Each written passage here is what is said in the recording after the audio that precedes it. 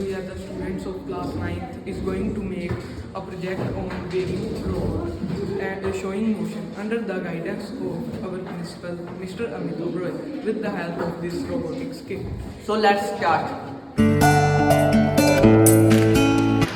Now that we understand motion, one thing you might have noticed is that in all the models that you see, the motion started off as rotational motion of the motor, and then with the different pieces we converted the rotational motion into different types of motion.